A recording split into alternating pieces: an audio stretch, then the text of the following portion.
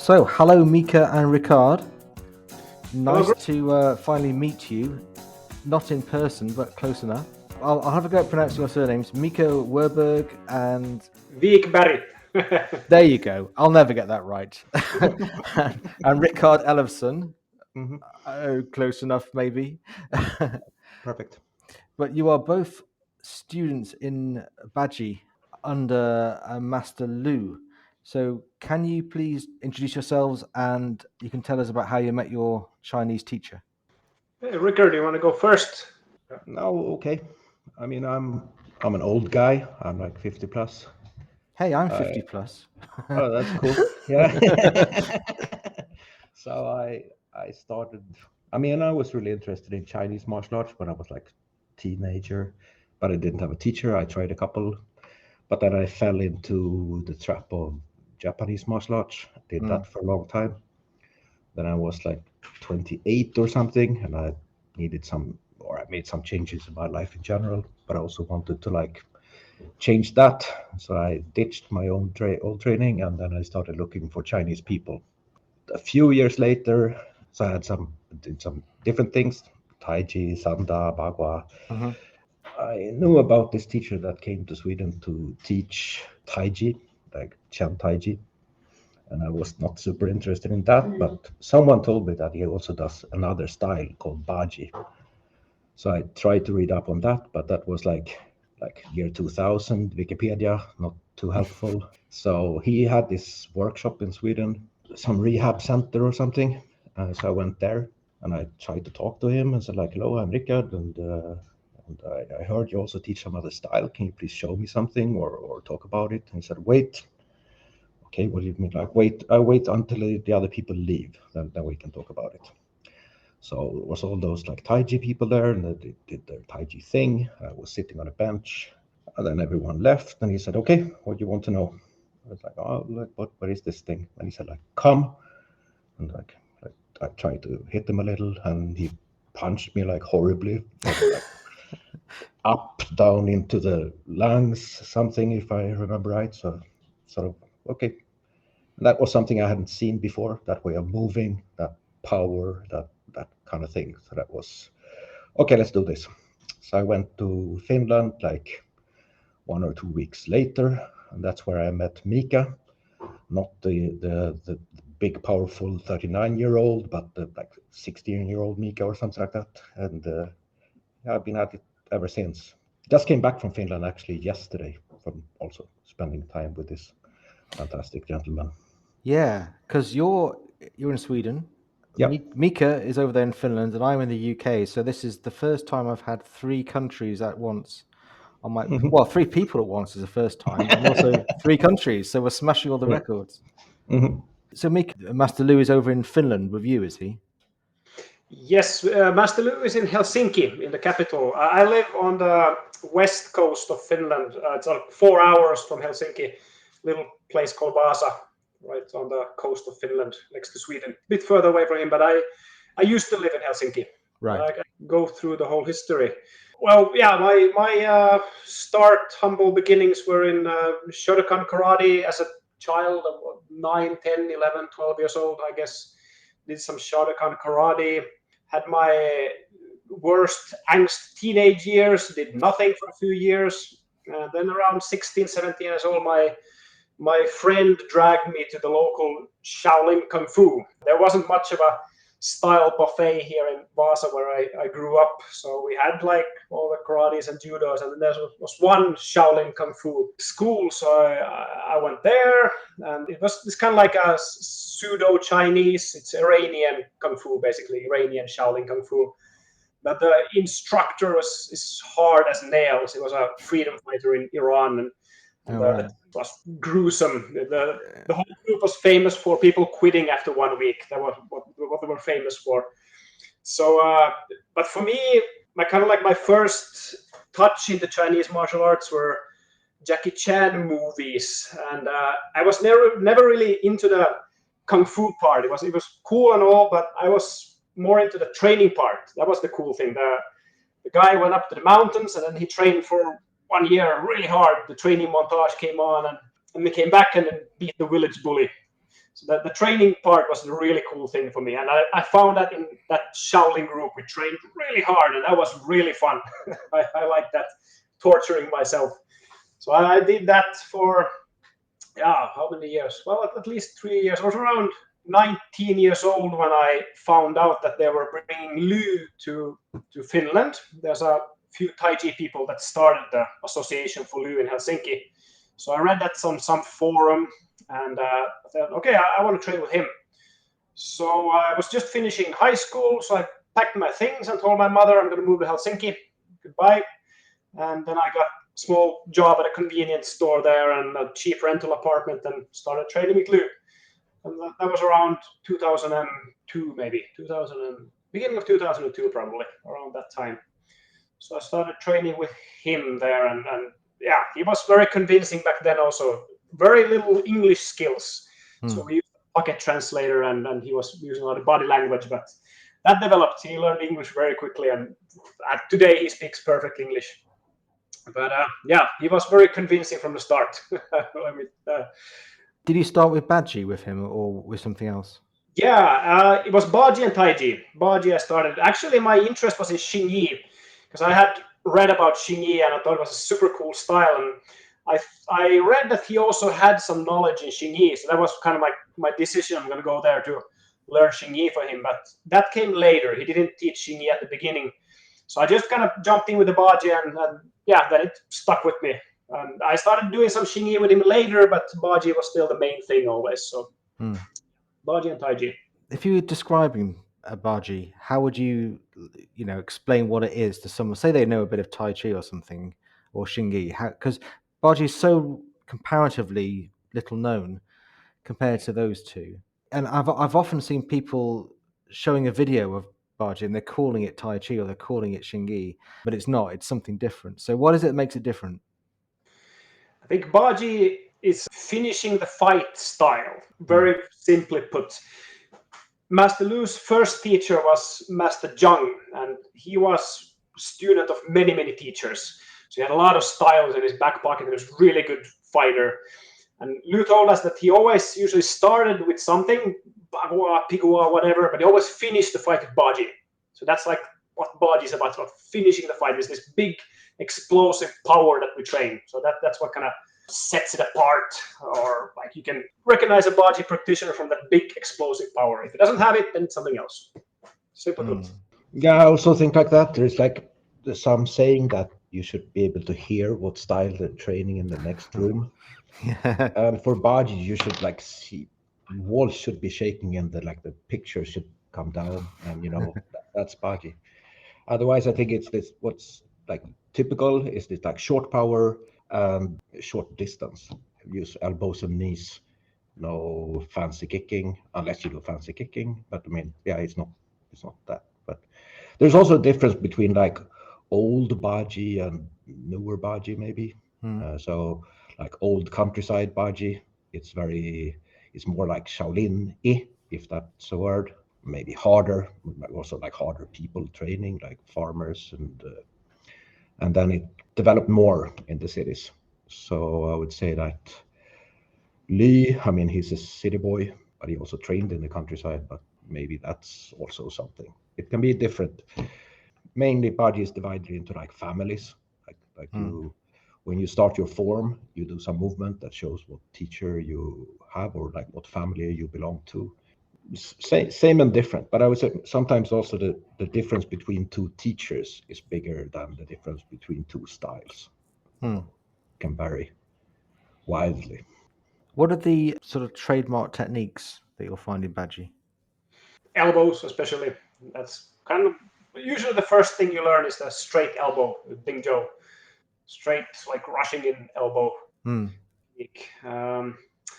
That's what it's known for, and that's usually what you can see the Baji is. But it's elbows, it's punching down people, knees. Quite a small selection of techniques, actually, but of course they've been applied into many different techniques and then created forms for those. But actually, like a very small amount of technique that Baji is based on. So, how would you describe the this explosive power you're talking about, is there, I don't know, obviously you have to show these things, so we can't really show them on a podcast, but is there a way to sort of intellectually explain how that explosive power in Baji is different to, say, Tai Chi or something else? I don't think when you use a power, I don't think it's that different. Of course, the training method is where it differs. So what comes out of it can be, of course, a little bit different for people. But I mean, if you're hitting people, then you're hitting people. I mean, a punch is a punch. But so if you talk about the training method, then well, we use steps. First step would be grinding step. So you're kind of like putting the foot down and then grinding the ground. So you're learning connection from the ground to the hand. So you're using like a very clear turning motion, foot, body, waist, and then the hand follows that. So it's like a grinding step. The next step would be the so-called stomping step. This is what you usually see in Baji demonstrations, especially those old style, village style Baji. They use a lot of stomping step. So it's this kind of like explosive dropping of weight. So it's huge drop. Now that's one big like energy trait of Baji. And then we have a third step also. It's called charging step. It's like a putting the brakes on a car. Drive fast and you put on the brakes fast and you can fly forward. So that's like a charging step, more for like use. Yeah. But the training method comes from those grinding step, learning the body connection, and then you have the stomping step, learning that big explosion, dropping the weight. And from the dropping should come expansion. So it's like this huge expanding in all directions. So that's where the name also comes from. Is Baji is like 8 directions, 8 extremes. So that means all directions. So it's this huge expanding power. I think one other thing you should see is like talking about animals is popular sometimes in those circles. If you see like a black tiger or a black panther, that's what Baji should be. So that's the main or only animal you should see. But if you don't see that, then you don't hear that sound, then something is broken. Are there a lot of forms or like a lot of different weapons in the system as well? Yes and no. Yeah, Baji is a mixed martial art. It's traditionally been mixed with other arts very openly and clearly. Like all arts, Chinese are usually a mixture of things and development. But in Baji, it's very clear that this is from there, this is from there. But the core of Baji is 2 forms: it's small form and big form. And then other things have been blended in, developed, derived from these 2 forms. So there are other methods, but core Baji, pure Baji is 2 forms: small form, big form. The small and big form are, of course, the major training methods in Baji, the most important things that create Baji power.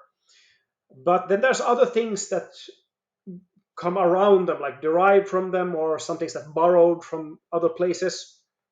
For example, the Pigua form, that's of course one famous thing that's combined with Baji. That's a totally different style, and then we borrow the first form from there. And then there's other things that are derived from the small and big form. For example, like the Liu Da Kai. That's 6 great entry methods. So it's like 6 things how to get in and finish the opponent. And these all 6 things you can find in the small and big form. So it kind of like emphasizes different parts of the movements there. So I can find, okay, in that movement you have that kind of entry, and another movement you have that kind of entry. And they're usually trained like single movements, but it's mostly to emphasize certain things in the forms. Then there's Barajao. That's 8 great techniques that also come from small form, big form. They differ a little bit between the families, so they kind of choose different 8 great techniques for themselves, like which are the important techniques. Usually the 4 or 5 first ones I've seen are quite same. But of course, then the small forms differ between the families, so then the movements also become different. But you can also maybe go back in history that the small and big form might have been created from these 8 great techniques. Like that's the root from where they created the forms. Hard to say. I wasn't there. but most probably there was some single movements that they made these forms from. So some important techniques that they applied into more movements and then became these small and big forms. Then we have the Jigambashu. That's 8 great warrior monk techniques, and that's borrowed from this Jinggang Shaolin style, and probably happened with exchange with Li Rudong. He's a famous master, also master of many styles, but Jinggang was one of his styles. It's basically 8 single techniques, very simple punches, some defensive motions in some of the movements, but very simple punching techniques. Very good for this kind of basic Baji power training. So that's a very good add-on there. Probably happened in the Guoshu Institute times when they were exchanged, and then it's kind of added into all the other Baji lines which have it nowadays, this Jinggang Bashu methods. Then usually as like so-called next level or higher level material, there's some forms that may be borrowed from somewhere else, maybe derived from small big form, mixture of different things. Different families have different stuff there at the higher levels. Our family, we have the 5 animals and the dragon form. So these are forms that our teacher learned from Master Zhang as his first master. And Master Zhang learned from Li Rudong. So he was the creator of these 2 forms. As I said, he was a master of many styles, so he put together different things. There's a Xingyi, there's Bagua, there's Shaolin, there's some Tanglang, all kinds of stuff put together into these kind of forms. And the 5 animals form, for us, it's developing stepping, footwork. So it's a lot of footwork, a lot of alive stepping. So it's a very good complement for the more like, how do you say, stronger stanced Baji forms. And then we have the dragon form that helps you with body movement. That creates that kind of twisting, turning, very high-level body movement, basically. So these are very good complements for our Baji. I haven't seen them in any other style. Other families then have their own kind of specialties that they have there at the higher levels. Weapons, of course, big spear. That's what we're famous for. That's the main part. Weapon. There are also sabers and swords and stuff like that, but they're usually lended from somewhere else, added on things. Our teacher doesn't really emphasize them so much. It's the big spear, and we have the biangun, the stick. That's also like a totally different style, actually. So, I mean, with a small form and big form, there are also quite or many things to say about them. Small form is different between different families and different teachers, but it's always contains roughly the same techniques, but the order can be different, the way you do them can be different. Whereas big form is the same for everyone that does Baji. The reason for that is that it's pair training. So one person starts from the start of big form and one person starts from the middle of big form. And then the first person goes from like start to middle to end, and the other person goes from middle to end, and then from start to middle. So it's like attack defense against itself. When Baji people meet, I mean, how common is that? But if it was common, the first thing you would do is like, you do pair training from big form together. So you start with like showing what family you come from, with how you start. You have some special start, and then you start like boom, boom, boom, boom with the other guy. And that's why that could never change, because if you change that form, you wouldn't be able to do that training with someone with another background. So that's a little special, I think, from other Chinese martial art. Yeah, that is different. That kind of makes me think about history, the history of Baji. So I imagine there's, like everything in Chinese martial arts, it's full of people having big disagreements about what was the true history of something. So No, it's less so because it's so few people that are involved. So there is one big conflict that's sort of modern, but right. But on more older history, most people agree on like where is it from, who is it from, who took it there, who is good, who is bad. Yeah. So is there an originator person, or did it sort of arrive out of villages? originator we say is Wuzong. Wuzong. He lived in, I have the Wikipedia here, 1712 to 1802. He's like the first man in the lineage charts. He learned from, they say, his traveling Taoists. So probably some rebel military people that he learned from. But that's the first one in the lineage. And then from there he went to his daughter Wurong, but it's a bit unclear. Was it actually her husband that learned the style, and they just kind of put her in the lineage charts? And it's always different with actual Kung Fu going down, and then what it says in the genealogy charts, as you probably know. Was there a particularly famous practitioner in fairly recent times that has made it famous, or A couple. I think the first one that made it famous was Li Xuan. And from him also comes this mixing of Pigua. I mean, we borrow the first form from Pigua. I mean, he got famous because, don't quote me, but I mean, somehow he challenged the emperor's bodyguard, or was challenged by him, and they wrote some contract saying that the one who loses will become the student of the other guy. right? Li Xuan was a small guy. I say, like, his hand was like 2 of our knuckles, maybe. And he was standing with his back to this big fancy bodyguard, and he saw in the shadow that it moved, and then he moved with some like special elbowy thing and won that. And therefore the emperor's bodyguard was now a Baji student, which was a good marketing move. And yeah, so there's different stories about him, and like what he actually was or did, who knows. But yeah, I wasn't there, as some people say. So Yeah, he was a famous guy, wasn't he? Training the emperor's bodyguard and all that kind of stuff.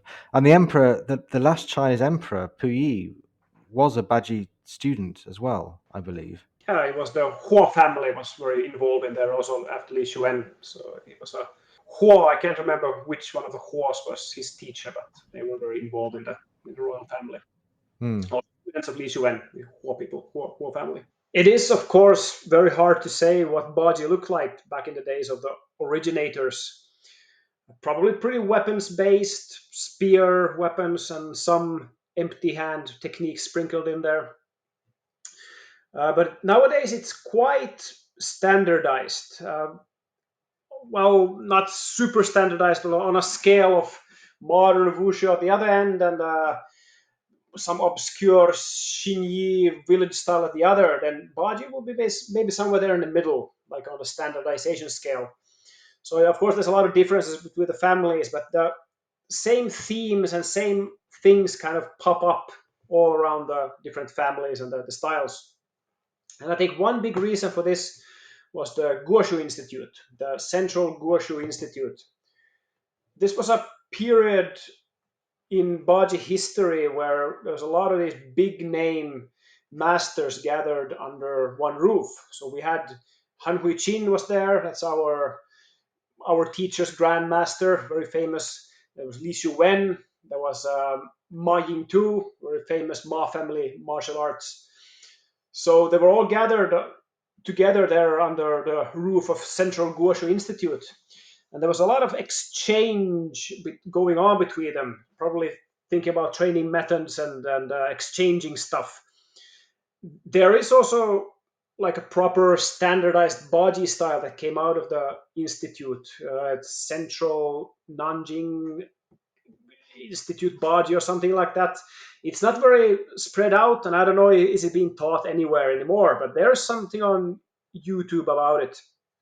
But I think most interesting for us is the stuff that was happening behind the scenes, like probably the meetings there with the masters, and they were exchanging their stuff. So that probably was the one big period of Baji development that created this fairly standardized Baji. So there was a lot of these training methods that were shared between the masters, and I think, okay, this is good, let's do this, let's do that. And there was a lot of other exchange, of course, happening also in the institute between other styles. Like, for example, Han family, they include Taiji, because young Chengfu was one of the teachers at the institute, and Han Huichin had some exchange with him, and then he got the Yang family form. So it's been passed down in the Han family. I'm sorry, in the Han family, it's been passed down the Taiji form. So they still do it.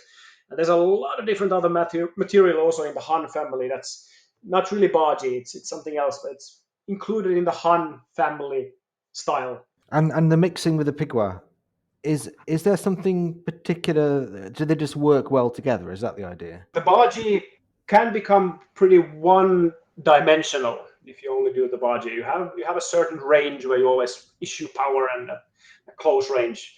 So Pigwa is a perfect mix for it. We usually say that we enter with Pigwa and then we finish with Baji. So Right. Pigwa is for mid-range kind of things and finishing with Baji. Yeah. Okay. So if the Pigwa is like a bit longer range, then you can sort of enter into the conflict with that, and then you can finish with your Baji elbow. Yeah, that's the idea. But also training-wise, your body will become more flexible, more open. Well, that's good things for your health and your body in general. So it's a good Yeah. I mean, I've heard a lot about Baji having this sort of bodyguarding reputation. How do you see that? Is it a particularly good art for bodyguarding, or is it just it happens to be the art that a lot of bodyguards use? Well, for me, it seems to be it happens. I mean, it was Li Xuwen who went there and challenged and kind of stuck there, and then in more modern times, it's survived in Taiwan. So there's the special forces been doing that, and it's kind of survived in these circles as a bodyguard style, but it probably has roots with that Li Xuwen's marketing move. So it could have been any other style, but it happened to be Baji. Yeah, I've seen that there's the Wutan group in Taiwan practice Baji quite a lot, don't they? Yes. They're one of the biggest schools around the world is Wutan. They've really been able to spread it around all around the world, and very much a household name in Baji. Yeah. The Baji you study, what family style is that one? That's a bit complicated. Do you want to start, Rikard, or I can continue? So Leo's had a few Baji teachers, Right. maybe 3 big ones. But so first Master Zhang, and the guy who had they called him like Six Master guy or something like that. He was this like famous Beijing fighter dude in a park. His line, I think, Miika, is from Li Xuwen. Yes. So, and then after that, he found a teacher from Tianjin. Tianjin is also a big place for Baji. And we call what they do new Baji. That's from Wu family, like last generation, where they added a lot of like clever stuff from other styles, I would say. And my understanding is that Lü wanted to go indoor with him, but he had to leave Beijing because of something China or something. And then he went looking for someone else that does Baji, and then he found Han family, which is out in Lotan village where Baji comes from. And there he found the teacher that he is like officially indoor with.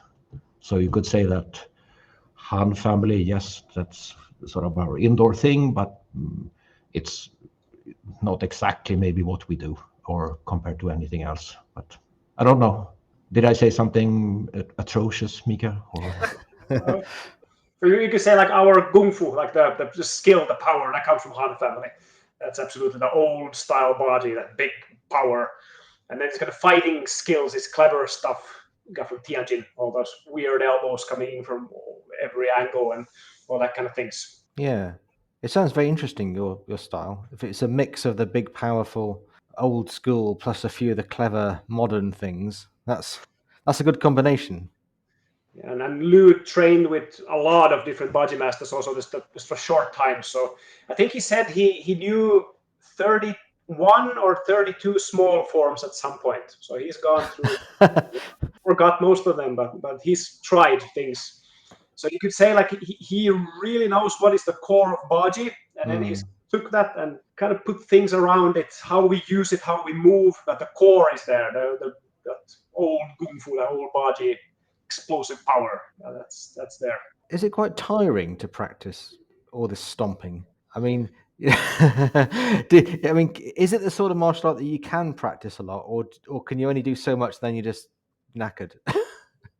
Well, for me, of course, in the beginning, when you're still learning the style, how to do it, it's tiring. Yeah, absolutely draining. I mean, you're grinding on with single movements back and forth, trying to get that power right. I mean, you're going to be hurting for the first years of several years. But the goal, of course, is to develop your body so it doesn't really hurt anymore. I mean, it feels good. It feels okay. You can do it for hours on end without getting too tired. So you kind of really ingrain that kind of power generation method. It becomes natural for you. So that's a big word, natural. Right? That's what Lü's teacher, Master Han, he talked about natural, and Lü also natural, to be natural. And then you can also do it when you get old. I mean, I'm now older than Lü was when I met him. I mean, he was born in 56. No clues to my age there, I hope. But yeah, it sort of works. I mean, the body gets older. The youthful energy maybe goes away, but then it's also easier the older you get to get things right. And I know your body a bit. And right. I know, like, big power, it hurts you. I would also say that, like, there's also some saying that you can hurt yourself with Baji, like, especially if you practice alone, you can do it too hard. And but I think in the beginning you don't really have that, so there's not so dangerous. But now for me, it's like that. If I go too hard, then I'm gonna pay for it. But I mean, it depends on how much you like fatigue. And I guess there's that issue with stamping as well. That always crops up in discussions about like Well, Chen it's Tai true. Chi and It's true and it's not. I mean, if you find some video of Miika online and see if there's any stomping, and I mean, there is and there isn't, but it's not as exaggerated as some people do it for show. That's the issue. I mean, some people will say that the stomping is a cleverly designed body mechanic to like bounce the power back up, and at the same time, I think a lot of it is just for performance because it looks impressive as well. I think it's like, I think like sometimes when Miika, we talked actually about this or some other thing, and when Miika was more like in a youthful and the truthful way, he said, like, belongs in a museum, he said. And I think that's often true. It's like when we fight, we do that stomping, like the whole foot goes down. It's like it's a training method. Yes, we can find stuff there, but it's not for like fighting. I mean, we fight on our toes like everyone else, but you can still do that. You can keep it if the structure is sort of okay. Yeah, I mean, you've both met Damon, I think, have you? Not me yet. Rikard has. Yeah. So he always, because obviously Shingi is his like true love of martial arts, and he the thunder sound is part of Shingi. It's the sort of stamping sound, and he always says that it's the reason it's become popular is lack of two-person exercises. It's when you hit someone, there should like you want the energy and the power to go into them, not into the ground. It's just when there's no one there, like you're punching the air, it has to go somewhere, so it ends up going into the ground, and that's why you get this sort of boom. I don't know what you think about that, because that sounds similar to what you're saying. This one Miika will answer for you. Yeah. That you can say it like that, absolutely. But it's not a stomp. It's already wrong if you're talking about a stomp. It should be like a explosive dropping of the weight, and there comes the expansion power. So if you don't have anything to hit, then you're just kind of expanding and powering in all directions. And then one direction is going to be downwards. That's the rounding power, we say. So you're kind of developing this rooting power with that. But it's easy to fake. I mean, you can just start stomping around and noise. So then you're, well, you see a lot of that. But it shouldn't be a stomp. That's the first thing. Yeah. You want things to shake around you rather than just make a noise. Yeah, exactly. This big power should be developed, and it should show, and it should be used. Yeah, that's how it looks and sounds for Baji. It sounds a bit like your teacher is teaching a few Chinese arts, like Baji and also Tai Chi, and he's mainly getting Tai Chi students. And it sounds a bit like you have to drag the Baji out of him a little bit.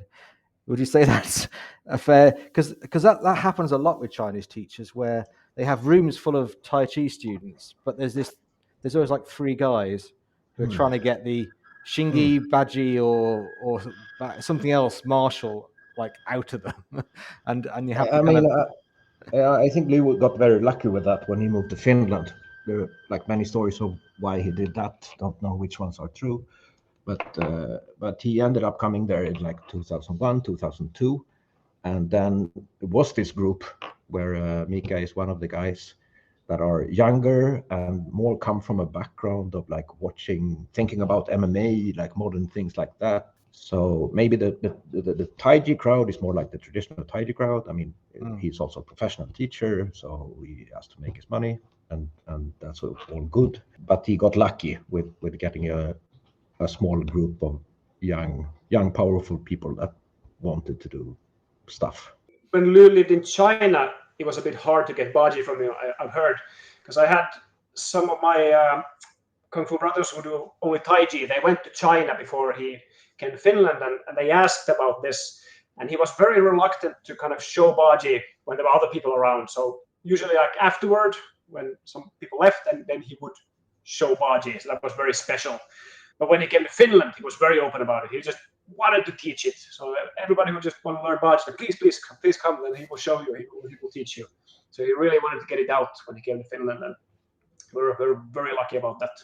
So if people wanted to learn from him and they wanted to learn Baji, they could just go and find him and learn from him right now. Yeah, absolutely. Yeah, he's teaching there right now, and they have their Baji lessons every week and intensive courses and everything. So yeah, everything's running. Yeah, it's unusual for a style that's so rare that it's just so accessible. Yeah, he wanted to make it like that. He wanted to share it. It's one of his treasures. So his idea was that he wanted to leave it here in the West, so then maybe China can later come and get it from here if they still want it. Yeah, that's another thing you often hear is that they can't get students in China because no one's interested. Whereas in the West, there are all these crazy guys who are obsessed with traditional fighting skills. Yeah, absolutely. Yes. I think he found the correct people, like Rikard said. So yeah, we're trying our best to keep it, to save it here in the West. What's the website for people listening to go and check you out? Baji.info is the Helsinki group's website. That's the main school in Finland. Oh, and they good. have courses, and Lü also teaches all around Europe, in France, in different parts of France, in Sweden sometimes, and so you can catch it kind of all over. Usually the big question that people have is that, do you spar? That's the one you usually see online. Yes, of course we spar. Master Lü has always put it more on the responsibility of the student to apply the material. So he will teach it and then you will apply it. We've gone through a lot of developmental stages with him, trying to find a good sparring method, because he comes from, of course, the old school Chinese martial arts, full on, no gear. Get hurt, you get hurt. It doesn't matter. So, of course, we try to find ways of trying to do it, but not get hurt. So we're applying a lot of gear. We have gloves and helmets and stuff that we've tried to use. And I think it's worked out pretty okay. Master Lü is very happy with us applying the stuff and sparring and then trying it out. So he's very happy to teach it also.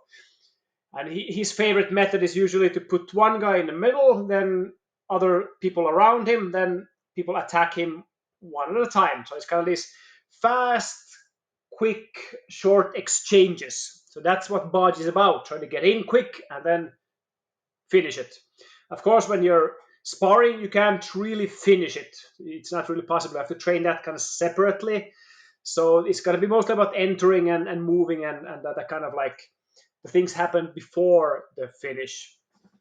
So that's usually we do that. And personally, I've tried a lot of different sparring methods. Especially I teach in Vasa. I call it my laboratory. So we try tons of different stuff. So different like roles, just free, different rules, all kinds of things. So I think for me personally, I think it's the good idea to have like a very varied type of sparring. So if you always have one type of sparring, then you will get good at that.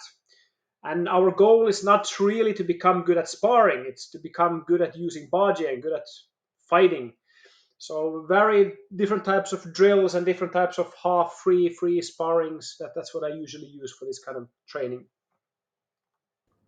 And would you say that can you add Baji to what you do? I mean, or is it the sort of thing you have to kind of dedicate your whole life to, or can you just sort of have it as an addition to like your existing skills? Depends on how many hours you have per day to train, I Yeah. guess. But it's a pretty simple skill. I mean, it's issuing big power, and there's not a whole lot of stuff you need to learn, not a whole lot of material. So it's a pretty simple package, pretty simple idea. So absolutely, I think so. If you have enough time to train, then yeah, and very beneficial also to adding that kind of big power to whatever you're doing.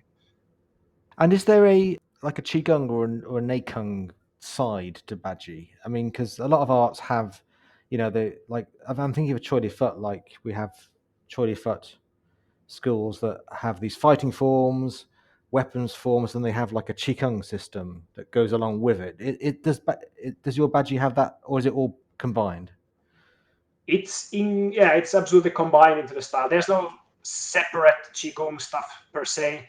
Of course, different families have added in all kinds of stuff and created sets and things. But like if you talk about pure Baji, we have the small form, we have the big form, and then all that kind of so-called internal work, it's included in that. All that, like how do you move, how do you use the power, but it's also pretty simple. I mean, there's certain things that you need to get right to get the power correct. So they say, I mean, the people who like to divide these styles into internal and external things, of course, that's totally artificial construction, but Baji, they say, is like internal, external. So that's both parts. I don't know what that actually means, but that's what they say. So they don't have like a set of conditioning exercises, for example. Like the forms are the conditioning exercises. There's like conditioning, yes, if you talk about like that kind of qigong. Yeah. So what we usually do, or a very common thing, is to use trees. Not like a very big tree, but maybe like 2 inches thick or something like that. Mm. And then I don't know English word, like tackle in hockey, more or less the tree in different ways. Sort you of can strike do it. that way. Yeah, with your body, with your arms, with your feet, whatever. So that's a very common exercise. Yeah, punching mud walls. I don't know what else. But the tree thing we do. Yeah, and traditionally, of course, Baji's always been combined with iron palm skills. A lot of the Baji masters were famous for their iron palm. But that's kind of like a separate thing that everybody was just doing. I mean, it's like eating food, sleeping. That's, of course, you do it when you're a martial artist back then. That's interesting. I didn't know that it was associated with iron palm. Yeah, like our Lü's teacher's teacher in Han family was Han Xuchun. He's very famous. He's the same generation as Li Shuwen, kind of like his kung fu brother and associate. So he was famous for his iron palm. There's a lot of stories about him hitting people and walls and breaking people and walls. Yeah, I bet. And what about is there the body conditioning? Is there a set of exercises for taking blows to the body, or do you just pick it up by being hit a lot? Well, both. Again, I mean, these things were kind of like self-explanatory back then, so everybody was doing them because you needed it. I mean, if you're a professional martial artist or fighter, you have to be able to take blows. But there's like tackling. If you don't have a tree, if you have a friend, then you can do the same thing with a friend. You can tackle each other with your body and hitting each other's arms and all that. Very, very common kung fu body hard hitting. Yeah, very big part of it. So now again, many Baji masters famous for their iron body skills, also like taking big hits and don't really care about it. Yeah, I think you both do lots of different martial arts as well. How do you integrate different things, like with your Baji, with everything else you do? What a great question. I mean, for me, I think like I found something especially in Baji. It's sort of my adult martial art compared to like things I did when I was a kid. And now I'm super happy to explore other things. I think many martial arts are super interesting in different ways, and it's fine to play around with. But it's quite easy to keep Baji as a core because it's not that big and it's very clear what it is and what sort of isn't. And it, to me, it's like some basic just security feeling good thing to keep. So I'm gonna keep it regardless. Same for me also. Baji is that big power. I can always kind of fall back on hitting hard. But I've done Xingyi Liuha with past years. Very interesting for me. And Xingyi, my first love in Chinese martial arts. I always kind of kept that on the side. Also, I'm training different families on that. Of course, combat. Sport combat martial arts. I've always trained that also. From the time when I moved to Helsinki to train with Lü, I started with Thai boxing on the side because I felt I need that kind of people around me to like fighters and be able to kind of always have that sparring availability every week. And from there I continued to mixed martial arts and a little bit of Brazilian jiu-jitsu and other stuff, and boxing also. Did many years of boxing. So it was kind of like a place to keep my feet on the ground, so to say. And the Baji is always there in the background. It doesn't really matter what I'm doing. It can be added into many things. Yeah, I mean, if you can always fling out a very powerful punch or body slam or something from any position, then it's kind of a useful skill to have, isn't it? No, I think it's that, but I think it's also maybe also a mental thing. Like Lee always says, I mean, much of his thinking is like a mix of Taiji and Baji. But like one thing he often talks about is like first make stable, make the body stable, make the everything stable. So I usually can find that like if there's like a going through some rough patch in life or something, if I do standing and just like Baji standing is like this is a pose, stand and feel that, and you feel some kind of strength, some kind of safety, security, like ability. Well, that's important to me. Is there like a standing, a system of standing within Baji, or would It's you say? very small. Yeah, very small. Yeah. One stance. Yeah. As is typical Baji shape with like one elbow out and one, yeah. Oh, they're sort of. Yeah, that one. But there is like ideas with what you do and what you're looking for, and that's also that word ba in Baji. I mean, ba means 8, but it also means all. Like you can't count that much. It's like 1, 2, 3, 4, 5, everything. Yeah, it means all the numbers. All directions. Yeah. It's expanding in all directions. That kind of idea. Yeah, I guess yes. I mean, like standing postures, you do it kind of expand in all directions, don't you? Yeah, I've never seen anyone standing in that. For people that can't see, I'm doing the classic Baji thing with the elbows sticking out, but standing in that posture is interesting. I've never seen that. But yeah, it would make sense to do it. We do it a lot. It's like something you can never sort of graduate from. You do it the first time you come and do it yesterday. It's painful, but there's some results to be had from it. Okay. Nice. And it can be done like softly or hard, or people do it in different ways. Thinking about different things, like thinking about fighting, think about other things, breathing. Yeah, many different ways. You can also use the small form for standing. That's also one method I like. Just take the whole form and then you stand in every position for whatever. 8 breaths is one traditional way in each posture, but yeah, just standing in all the postures, and it usually takes 10 to 15 minutes, and they get a pretty good standing session from just that. Yeah, that's a very standard way of like train or standard normal way of training small form, like a daily training regimen.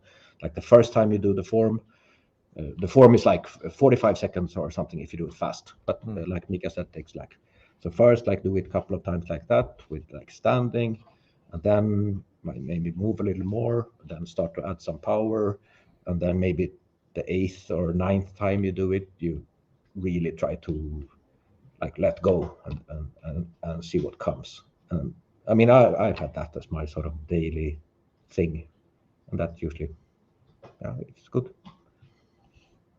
Yeah, nice.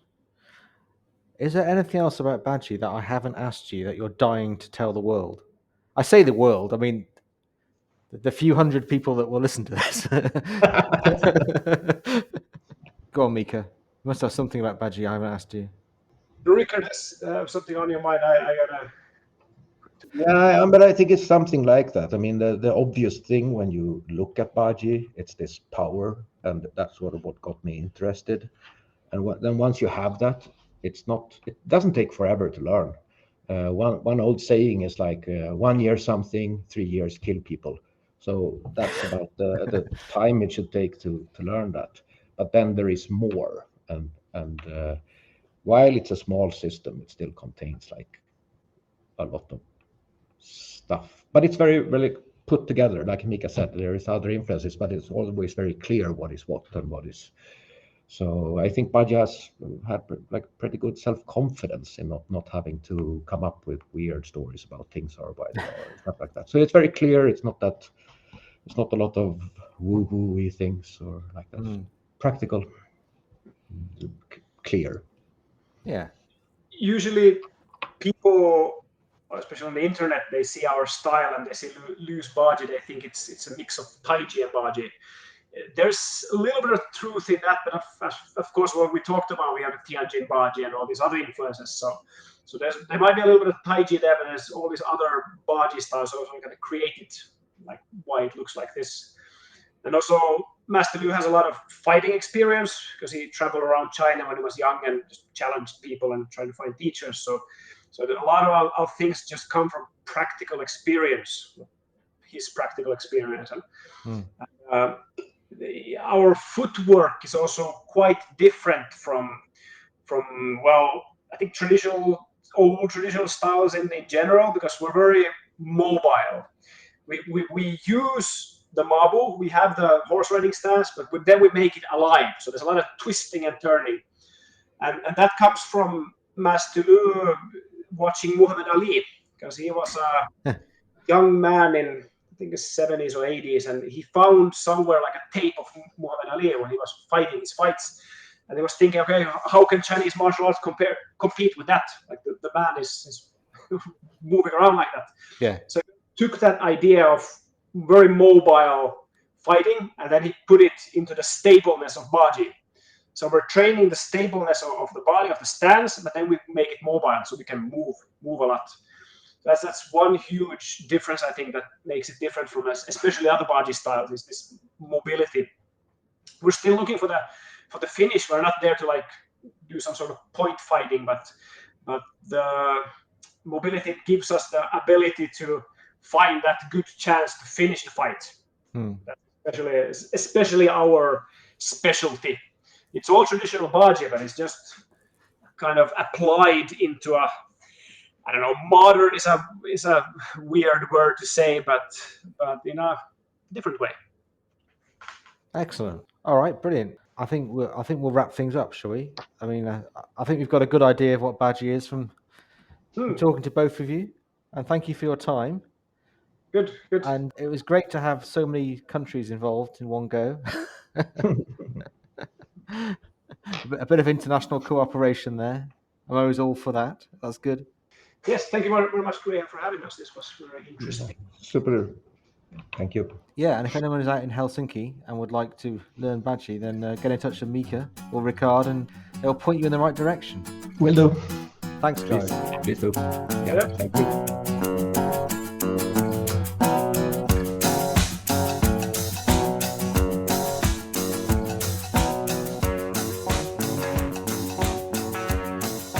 Thank you for joining us.